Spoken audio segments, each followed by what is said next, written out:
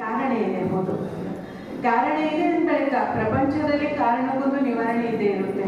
ಪ್ರಪಂಚದ ಎಂಥ ಪ್ರಶ್ನೆಗೂ ಕೂಡ ಒಂದು ಉತ್ತರ ಇದ್ದೇ ಇರುತ್ತೆ, ಎಂಥ ಸಮಸ್ಯೆಗೂ ಕೂಡ ಒಂದು ಸಮಾಧಾನ ಇದ್ದೇ ಇರುತ್ತೆ. ಇಷ್ಟೆಲ್ಲ ಗೊತ್ತಿದ್ದರೂ ಕೂಡ ನಾವು ಯಾಕೆ ಈ ಒಂದು ದುರ್ವ್ಯಸನಕ್ಕೆ ಅಥವಾ ದುಶ್ಚಟಕ್ಕೆ ಬಲಿಯಾಗಿದ್ದೇವೆ? ಈ ಪ್ರಶ್ನೆನೂ ನಿಮ್ಮಲ್ಲಿದೆ. ಹಾಗೆ ಮನಸ್ಸು ಮಾಡಿದ್ರೆ ಇದಕ್ಕೊಂದು ಉತ್ತರವೂ ಕೂಡ ನೀವು ಕಂಡುಕೊಂಡಿದ್ದೀರಿ ಈಗ ಆಲ್ರೆಡಿ ಅಂತ ಅನ್ಸುತ್ತೆ. ಹಾಗಾದ್ರೆ ಕಳೆದದ್ದು ಕಳೆದು ಹೋಯ್ತು. ಯಾವುದೇ ಒಂದು ವಿಚಾರದಲ್ಲಿಯೂ ಸಹ ಹಿರಿಯರ ಒಂದು ಅನಿಸಿಕೆ ಏನು ಅಂತಂದ್ರೆ ಆಗಿರೋದು ಹಾಗೆ ಆಯ್ತು. ಈಗ ಅದಕ್ಕೊಂದು ಪೂರ್ಣ ವಿರಾಮ ಹೇಳೋಣ. ಸುಂದರವಾಗಿರುವಂತಹ ಜೀವನವನ್ನು ನಡೆಸುವಂತಹ ಪದ್ಧತಿ ನಮ್ಗೆ ಈಗ ಆಲ್ರೆಡಿ ಮನಸ್ಸಿಗೆ ಬಂದಾಗಿದೆ ಅಂದಾಗ ಆ ಒಂದು ಜೀವನವನ್ನ ಮುಂದಿನ ಕ್ಷಣಗಳಲ್ಲಿ ನಾವು ತೊಡಗಿಸ್ಕೊಳ್ಳೋಣ ಅನ್ನುವಂತಹ ಒಂದು ಶ್ರೇಷ್ಠ ದೃಷ್ಟಿಕೋನ ನಮ್ದಾಗಿರ್ಬೇಕು. ಅಂದ್ರೆ ಇವತ್ತು ಎಲ್ಲರಿಗೂ ಮನಸ್ಸೇ ಕಾರಣ, ಮನಸ್ಸೇ ಆಧಾರ ಅನ್ನುವಂಥದ್ದು ಕೂಡ ನಮ್ಗೆ ಗೊತ್ತಿದೆ. ಇಲ್ಲಿ ನಿಮ್ಗೆ ಬರ್ಲಿಕ್ಕೆ ಮನಸ್ಸಿಲ್ಲದೆ ಇರ್ಬೋದು, ಆದ್ರೆ ಬಂದ ನಂತರ ಇಲ್ಲಿ ಒಂದು ಪ್ರತಿಯೊಂದು ಕ್ರಿಯೆ ಪ್ರತಿಕ್ರಿಯೆ, ಇವರ ಪ್ರೀತಿ ಪಾಲನೆ, ಶಿಕ್ಷಣ ಅಥವಾ ಇವರ ಸನ್ಮಾರ್ಗ ವಿಚಾರ ಇದೆಲ್ಲವನ್ನು ತಿಳ್ಕೊಂಡ ನಂತರ ನಿಮ್ಗೆ ಅನ್ಸಿರುತ್ತೆ ಒಂದು ಒಳ್ಳೆ ವಾತಾವರಣದಲ್ಲಿ ನನ್ನ ಒಂದು 7 ದಿನನೋ 8 ದಿನನೋ ನೀವೇನು ಒಂದು ವ್ಯಯ ಮಾಡಿದ್ದೀರೋ, ಆಕ್ಚುಲಿ ಇದು ವ್ಯಯ ಅಲ್ಲ, ಇದು ಆಕ್ಚುಲಿ ನಿಮ್ಮ ಬೆನಿಫಿಟ್, ಸಫಲತೆಯನ್ನು ಪಡ್ಕೊಂಡಿದ್ದೀರಾ. ನಿಮ್ಮ ಜೀವನದ ಉತ್ತಮವಾಗಿರುವಂತಹ ಸಮಯದನ್ನೇ ಒಂದು ವಾರ. ಈ ಒಂದು ವಾರ ನಿಮ್ಮ ಜೀವನವನ್ನ ಒಂದು ಉತ್ತಮವಾಗಿರುವಂತಹ ತಿರುವಿನಡೆಗೆ ಏನ್ ಮಾಡಿದೆ, ತಿರುಗಿಸಿದೆ. ನಿಮ್ಮ ಜೀವನ ನವಜೀವನ ಅಂತ ಹೇಳಿದ್ರು. ಕೇವಲ ನವಜೀವನ ಮಾತ್ರವಲ್ಲ, ನವ ಸಂಕಲ್ಪ, ನವ ದೃಷ್ಟಿ, ನವ ವಿಚಾರ, ನವ ಮಾತು, ಪ್ರತಿ ಒಂದರಲ್ಲಿ ನವೀನತೆಯನ್ನು ತಂದುಕೊಳ್ಳಿಕ್ಕೆ ನೀವೆಲ್ಲರೂ ನವೋತ್ಸಾಹಿಗಳಾಗಬೇಕು ಅನ್ನುವಂಥ ಹೆಬ್ಬಯಕೆಯೊಂದಿಗೆ ಇವತ್ತು ಎಲ್ಲದಕ್ಕೂ ಆಧಾರವಾಗಿರುವಂತಹ ಮನಸ್ಸನ್ನ ನೀವು ಒಂದು ಚಿಕ್ಕ ಮಗುವಿನ ಹಾಗೆ ಟ್ರೀಟ್ ಮಾಡ್ಕೊಳ್ಳಿ. ಇದು ನೀವು ಕೂತ್ಕೊಂಡಿರುವಂತಹ ಸ್ವರೂಪ ಹೇಗಿದೆ ಅಂದ್ರೆ ಒಂದು ಚಿಕ್ಕ ಮಗುವಿನ ಹಾಗೆ ಕಾಣಿಸ್ತಾ ಇದೆ. ಪ್ರತಿಯೊಬ್ಬರ ಮಾತಿನ ನಂತರ ಒಬ್ಬರು ಚಪ್ಪಾಳೆ ಘೋಷಣೆ ಮಾಡ್ತಾರೆ. ನೀವು ಚಪ್ಪಾಳೆ ತಟ್ಟುವಾಗಲೂ ಕೂಡ ನಿಮ್ಮ ಮನೆಯಲ್ಲಿ ನಿಮ್ಮ ಮಕ್ಕಳೇನಿದಾರಲ್ಲ ಆ ಮಕ್ಕಳ ಒಂದು ಪಾವಿತ್ರತೆ ನಿಮ್ ಚಹರೆಯಲ್ಲಿ ಕಂಡುಬರುತ್ತೆ, ಉತ್ಸಾಹ ಕಂಡುಬರುತ್ತೆ, ಆ ಮುಗ್ಧತೆ ಕಂಡುಬರುತ್ತೆ. ಅದ ಬಳಿಕ ಈ ಮಗುವಿನಂತಹ ಮುಗ್ಧ ಮನಸ್ಸು ನಿಮ್ದಾಗಿರಲಿ, ಮಗುವಿನಂತಹ ಪವಿತ್ರ ದೃಷ್ಟಿ ನಿಮ್ದಾಗಿರಲಿ. ಹಾಗೆ ಸ್ವಚ್ಛತೆ, ನಿರ್ಮಲತೆ, ಶ್ರೇಷ್ಠತೆ ಈ ಎಲ್ಲ ಗುಣಗಳನ್ನ ಧಾರಣೆ ಮಾಡ್ಕೊಳ್ಬೇಕು ಅನ್ನುವಂತ ಒಂದು ಉತ್ಸಾಹದ ಸಂಕಲ್ಪವನ್ನ ನಿಮ್ಮ ಜೀವನದಲ್ಲಿ ತೊಡಗಿಸ್ಕೊಳ್ರಿ. ಕೇವಲ ಮದ್ಯವರ್ಜನ ಮಾತ್ರವಲ್ಲ, ಅಂದ್ರೆ ಈ ಮದ್ಯ ಸೇವನೆಯನ್ನು ಬಿಡುವುದು ಮಾತ್ರವಲ್ಲ, ಇದು ಕೇವಲ ದೇಹದ ಸ್ಥಿತಿಯನ್ನ ಹಾಳು ಮಾಡುತ್ತೆ ಅನ್ನೋದು ಸತ್ಯ. ಆದ್ರೆ ಮನಸ್ಸಿನ ಸ್ಥಿತಿಯನ್ನು ಹಾಳು ಮಾಡಿಸುವಂತ ಅನೇಕ ಆಹಾರವನ್ನ ನಾವು ನಮ್ಮ ಒಂದು ಮನಸ್ಸಿನಲ್ಲಿ ಸ್ವೀಕಾರ ಮಾಡ್ತಾ ಇದ್ದೇವೆ. ಆಮೇಲೆ ಇದಕ್ಕೆ ಕಾರಣ ಕೇಳಿದಾಗ ಬಹಳ ಜನ ಹೇಳ್ತೀರಾ, ಮನೆಯ ಒಡತಿ ಸರಿ ಇಲ್ಲ, ಮಕ್ಕಳು ಸರಿ ಇಲ್ಲ, ಆಮೇಲೆ ಫೈನಾನ್ಷಿಯಲಿ ಪ್ರಾಬ್ಲಮ್ ತುಂಬಾ ಇದೆ, ಹಣಕಾಸಿನ ಪರಿಸ್ಥಿತಿ ವಿಪರೀತಕ್ಕೆ ಹೋಗಿದೆ, ಸಂಬಂಧಗಳಲ್ಲಿ ವ್ಯತ್ಯಯ ಇದೆ, ಅಥವಾ ನಮ್ಮನ್ನು ನಂಬಿರುವಂತ ವ್ಯಕ್ತಿ ನಮಗೆ ತುಂಬಾ ನೋವು ಕೊಟ್ಟರು, ದ್ರೋಹ ಮಾಡಿದ್ರು, ಒಡ ಹುಟ್ಟಿನ ಅಣ್ಣ ತಮ್ಮಂದರಲ್ಲಿ ಆಗಿರುವಂತ ಕಲಹಗಳಿರ್ಬೋದು, ಆಸ್ತಿಗೋಸ್ಕರ ಆಗಿರುವಂತ ಜಗಳಗಳಿರ್ಬೋದು, ಹೀಗೆ ಅನೇಕ ಸಮಸ್ಯೆಗಳು ಕಾರಣಗಳನ್ನ ನೀವು ಇಡ್ತೀರ. ಸುಮ್ಮನೆ ಕುಡಿತಕ್ಕೆ ನಾನು ಒಳಗಾದವನಲ್ಲ, ಇಂಥ ಪರಿಸ್ಥಿತಿಗಳು ನನ್ನನ್ನು ಕುಡಿತದ ದಾರಿಯಲ್ಲಿ ತೆಗೆದುಕೊಂಡು ಹೋಗಿದೆ ಎನ್ನುವಂತ ಭಾವನೆ ನಿಮ್ಮಲ್ಲಿದೆ.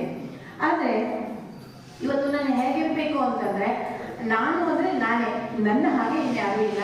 ನಾನು ಯಾವತ್ತೂ ಇನ್ನೊಬ್ಬರ ಕೈವಶವಾಗಬಾರ್ದು. ಒಂದು ಚಿಕ್ಕ ಮಗು ಕೂಡ ಮನೆಯಲ್ಲಿ ಟಿವಿ ರಿಮೋಟ್ ಕಂಟ್ರೋಲ್ ನನ್ನ ಕೈಯಲ್ಲಿರ್ಬೇಕು ಅಂತ ಆಸೆ ಪಡ್ತಾನೆ. ಯಾಕೆ ಅಂದ್ರೆ ನನ್ನ ಮನಸ್ಸಿಗೆ ಇಷ್ಟವಾಗಿರೋ ಚಾನಲ್ ಅನ್ನ ನಾನು ನೋಡ್ಬೇಕು ಅಂತ. ಹಾಗೆ ನಾವೆಲ್ಲರೂ ಕೂಡ ನಮ್ಮನ್ನ ನಾವು ನಿಯಂತ್ರಣ ಮಾಡ್ಕೊಳ್ಬೇಕೇ ವಿನಃ ನಮ್ಮನ್ನ ಇನ್ನೊಬ್ರು ನಿಯಂತ್ರಣ ಮಾಡೋದು ಬೇಡ. ನಮ್ಮ ಮನಸ್ಸಿನ ಭಾವನೆಗಳನ್ನ ಚೇಂಜ್ ಮಾಡ್ಕೊಳ್ಳಿಕ್ಕೋ ಅಥವಾ ನಮ್ಮ ಮುಖದ ಪದ್ಧತಿಯನ್ನ ಚೇಂಜ್ ಮಾಡ್ಕೊಳ್ಳಿಕ್ಕೋ, ನಗು ಅಥವಾ ಕ್ರೋಧವನ್ನ ತಂದ್ಕೊಳ್ಳಿಕ್ಕೋ, ಇನ್ನೊಬ್ಬರ ಭಾವನೆಗಳು ಅಥವಾ ಇನ್ನೊಬ್ಬರ ಮಾತುಗಳು, ಇನ್ನೊಬ್ಬರ ನಡವಳಿಕೆಗಳು, ಇನ್ನೊಬ್ಬರ ವ್ಯವಹಾರಗಳಿಗೆ ನಾವು ಕೈಗೊಂಬೆ ಆಗುವುದು ಬೇಡ. ಯಾಕೆ ಅಂತಂದ್ರೆ ಪ್ರತಿಯೊಬ್ಬರಿಗೂ ಸ್ವಾತಂತ್ರ್ಯತೆ ತುಂಬಾ ಮುಖ್ಯ. ಈ ಸ್ವತಂತ್ರ ಜೀವನವನ್ನ ನಡೆಸಲಿಕ್ಕೆ ಪರಮ ಪೂಜ್ಯ ಹೆಗಡೆಯವರು ತುಂಬಾನೇ ನಮ್ಗೆ ಸಹಕರಿಸಿದ್ದಾರೆ. ಇಂಥ ಒಂದು ಕಾರ್ಯಕ್ರಮಗಳನ್ನ ಮಾಡ್ತಾ ಪ್ರತಿಯೊಂದು ವೇದಲ್ಲಿ, ಪ್ರತಿಯೊಂದು ಮಾರ್ಗದಲ್ಲಿಯೂ ಕೂಡ ಇವರು ತುಂಬಾ ಒಳ್ಳೊಳ್ಳೆ ವಿಚಾರಗಳನ್ನ ಪ್ರತಿಯೊಬ್ಬರ ಮನೆಗೂ ಮತ್ತು ಮನಗೂ ತಲುಪಿಸುವಂತ ಸುಂದರ ಕಾರ್ಯಕ್ರಮಗಳನ್ನ ಮಾಡ್ತಿದ್ದಾರೆ ಅಂದಾಗ ಎಲ್ಲಿ ಒಳ್ಳೆ ಸಿಗುತ್ತೋ ಅದನ್ನ ಪಡೆದುಕೊಳ್ಳುವಂತಹ ಲಾಭದಾಯಕ ಪ್ರಯತ್ನವನ್ನ ನಾವು ಮಾಡ್ತಾ ನಮ್ಮ ಮನಸ್ಸನ್ನ ನಮ್ಮ ಕಂಟ್ರೋಲ್ ಅಲ್ಲಿ, ನಿಯಂತ್ರಣದಲ್ಲಿ ಇಟ್ಕೊಳ್ಳುವಂತ ಒಂದು ಶ್ರೇಷ್ಠ ಯೋಜನೆಯನ್ನ ನಾವು ಇವತ್ತು ಹಾಕೊಳ್ಳೋಣ. ನಾನು ಮನಸ್ಸಿಗೆ ಒಡೆಯ, ನನ್ನ ಮನಸ್ಸು ಅಂತ ಹೇಳ್ತೇವೆ ವಿನಃ ನಾನೇ ಮನಸ್ಸು ಅಂತ ಹೇಳೋದಿಲ್ಲ. ನನ್ನ ಕಣ್ಣು ಅಂತ ಹೇಳ್ತೇವೆ ವಿನಃ ನಾನೇ ಕಣ್ಣು ಅಂತ ಯಾವತ್ತೂ ಹೇಳಿಲ್ಲ. ಇವತ್ತು ನನ್ನ ದೇಹ ತುಂಬಾ ಚೆನ್ನಾಗಿದೆ ಅಂತ ಹೇಳ್ತೀರಾ, ಆರೋಗ್ಯವಾಗಿದೆ ನನ್ನ ದೇಹ ಅಂತೀರಾ. ಟೋಟಲಿ ಇದು ನನ್ನ ದೇಹ ಅಂದ್ಬಳಿಕ ಈ ದೇಹದಲ್ಲಿ ಇರುವಂತ ನಾನೇ ಬೇರೆ, ಈ ದೇಹವೇ ಬೇರೆ ಅಂದ್ಬಳಿಕ ಈ ದೇಹಕ್ಕೆ ನಾನು ಮಾಲೀಕ, ದೇಹದ ಜೊತೆಗೆ ಮನಸ್ಸಿಗೂ ನಾನು ಮಾಲೀಕ. ಇವತ್ತು ನನ್ನ ಮನಸ್ಸು ಬಹಳ ಖುಷಿಯಾಗಿದೆ ಅಂತ ಹೇಳ್ತೀರಾ, ಇವತ್ತು ನನ್ನ ಮನಸ್ಸಿಗೆ ತುಂಬಾ ಶಾಂತಿ ಸಿಕ್ತು ಅಂತ ಹೇಳ್ತೀರಾ ಅಂದ್ರೆ ನನ್ನ ಮನಸ್ಸು ಅಂದ್ರೆ ಆ ಮನಸ್ಸಿಗೆ ಮಾಲೀಕ ನಾನಾಗಿದ್ದೇನೆ. ಮನಸ್ಸು ಇದು ನನ್ನ ಒಂದು ರಚನೆ ಅಂತ ತಿಳ್ಕೊಳ್ಳಿ. ಅದು ಒಂದು ಚಿಕ್ಕ ಮಗು ಅಂತ ತಿಳ್ಕೊಳ್ಳಿ. ಮನೆಯಲ್ಲಿ ಮಗುವಿನ ತೀಟೆ ಅಥವಾ ತರಲೆಯನ್ನ ಯಾವ ರೀತಿ ತಾಯಿ ಅದನ್ನ ಕಂಟ್ರೋಲ್ ಮಾಡ್ತಾಳೆ, ಹೇಗೆ ಪ್ರೀತಿಯಿಂದ ಕಂಟ್ರೋಲ್ ಮಾಡ್ತಾಳೆ, ಮತ್ತೆ ನಿಯಮಗಳನ್ನ ತಿಳಿಸ್ತಾ ಕಂಟ್ರೋಲ್ ಮಾಡ್ತಾಳೆ, ಹಾಗೆ ನೀವು ಕೂಡ ಬೆಳಿಗ್ಗೆ ಏಳುತ್ತಲೇ ಒಂದು ಶುಭ ಸಂಕಲ್ಪ ಮಾಡಿ. ಇಡೀ ದಿನ ನನ್ನ ದೇಹದ ಪ್ರತಿಯೊಂದು ಇಂದ್ರಿಯಗಳು ಕೂಡ ಒಂದು ಒಳ್ಳೆ ಕೆಲಸ ಮಾಡ್ತವೆ. ಯಾವುದೇ ಕಾರಣಕ್ಕೂ ಕಣ್ಣಾಗ್ಲಿ, ಬಾಯಾಗ್ಲಿ, ಕೈಯಾಗ್ಲಿ, ಕಾಲಾಗ್ಲಿ ಯಾವುದೇ ಕೆಟ್ಟದಾಗಿರುವಂತಹ ಜಾಗಕ್ಕಾಗ್ಲಿ, ಕೆಟ್ಟದಾಗಿರುವ ದೃಶ್ಯಗಳಾಗ್ಲಿ, ಕೆಟ್ಟದಾಗಿರುವಂತಹ ವಿಚಾರಗಳನ್ನಾಗ್ಲಿ ಕೇಳಲ್ಲ, ನೋಡಲ್ಲ, ಮಾಡಲ್ಲ. ಈ ರೀತಿ ನಿಮ್ಗೆ ನೀವೇನ್ ಮಾಡ್ಕೊಳ್ಬೇಕು ಅಂದ್ರೆ ಒಂದು ಪ್ರತಿಜ್ಞೆ ಮಾಡ್ಕೊಳ್ಳಿ. ಯಾಕಂದ್ರೆ ಪ್ರತಿಯೊಂದಕ್ಕೂ ಕೂಡ ಒಂದು ನಿಯಮಗಳಿದ್ರೆ ಮಾತ್ರ ನಾವು ನಡೆಯುವಂತ ಮಾರ್ಗದ ಗುರಿಯನ್ನ ಸುಂದರವಾಗಿ, ಸುಲಭವಾಗಿ ತಲುಪಲಿಕ್ಕೆ ಸಾಧ್ಯವಾಗುತ್ತೆ. ನಮ್ಮ ಜೀವನದಲ್ಲಿ ಒಂದು ಶ್ರೇಷ್ಠವಾಗಿರುವಂತಹ ಯಶಸ್ಸನ್ನ ಕಂಡುಕೊಳ್ಬೇಕು ಅಂತಂದ್ರೆ ಮತ್ತು ದೈಹಿಕ ಮತ್ತು ಮಾನಸಿಕ ಎರಡು ಆರೋಗ್ಯನೂ ಸಹ ತುಂಬಾ ಮುಖ್ಯ. ಈ ದೈಹಿಕ ಮಾನಸಿಕ ಆರೋಗ್ಯವನ್ನ ತಂದ್ಕೊಳ್ಳೋದಕ್ಕೋಸ್ಕರ ಅಣ್ಣಂದರಿಗೆ ಅಕ್ಕಂದ್ರು ಬೆನ್ನೆಲುಬಾಗಿ ನಿಂತ್ಕೊಳ್ಬೇಕು. ಸ್ತ್ರೀ ಶಕ್ತಿ ಬಹಳ ಮಹಾನ್ ಆಗಿದೆ.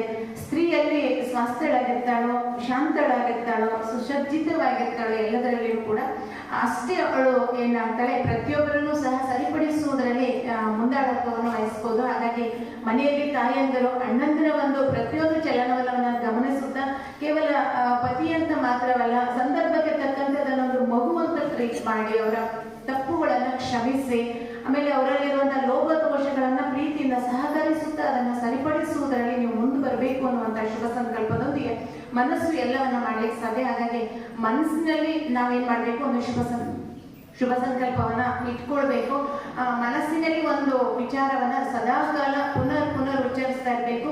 ನಾನು ಶಕ್ತಿಶಾಲಿಯಾಗಿದ್ದೇನೆ, ನಾನು ಎಲ್ಲ ವೇದಲ್ಲಿನೂ ಸಹ ವ್ಯವಸ್ಥಿತವಾಗಿರುವಂತ ಕಾರ್ಯವನ್ನ ಮಾಡುವಂತವನಾಗಿದ್ದೇನೆ, ಬಹಳ ಪರಿವರ್ತನೀಯ ಜೀವನ ನನ್ನದಾಗಿದೆ ಎನ್ನುವಂತಹ ಒಂದು ಶುಭ ಸಂಕಲ್ಪದೊಂದಿಗೆ ಇಂಥ ಒಂದು ಸುಂದರ ಕಾರ್ಯಕ್ರಮಕ್ಕೆ ನೀವೇನೆಲ್ಲ ಬಂದು ಇದರ ಲಾಭಾಂಶವನ್ನ ಪಡೆದುಕೊಂಡಿದ್ದೀರೋ, ಈ ಲಾಭಾಂಶವನ್ನ ಕೇವಲ ಈ 8 ದಿನಗಳಿಗೆ ಮಾತ್ರ ಸೀಮಿತವಾಗಿ ಇಟ್ಕೊಳ್ಳದೆ ನಿಮ್ಮಿಂದ ಇನ್ನು ಸಹಸ್ರ ಸಂಖ್ಯೆಯಲ್ಲಿ ಪರಿವರ್ತನೆ ಮಾಡಿಕೊಳ್ಳುವಂತ ಅನೇಕರಿಗೆ ನೀವು ಆಧಾರ ಸ್ತಂಭವಾಗಬೇಕು. ಆಗ ಮಾತ್ರ ಇಂಥ ಒಂದು ಧರ್ಮಸ್ಥಳದ ಒಂದು ಪೂಜ್ಯವಾಗಿರುವಂತಹ ಕಾರ್ಯ ಏನ್ ನಡೀತಾ ಇದೆ ಇದು ಸಾರ್ಥಕವಾಗುತ್ತೆ. ನಮ್ಮ ಕಾರ್ಯಗಳು ಸಾರ್ಥಕತೆಯ ಜೊತೆಗೆ ಸಫಲತೆಯನ್ನು ಹೊಂದಬೇಕು ಅಂತಂದ್ರೆ ನಿಮ್ಮೆಲ್ಲರ ಪರಿವರ್ತನೆ ಸದಾಕಾಲ ಆಗಿರಲಿ, ಅನೇಕರಿಗೆ ಪ್ರೇರಣಾದಾಯಿ ಆಗಲಿ ಎನ್ನುವಂತಹ ಒಂದು ಹೆಬ್ಬಯಕೆಯೊಂದಿಗೆ ಅವಕಾಶ ಮಾಡಿಕೊಟ್ಟಿರುವಂತಹ ಈ ಒಂದು ಸಂಘ ಸಂಸ್ಥೆಗೆ ನಮಿಸುತ್ತಾ ವೇದಿಕೆ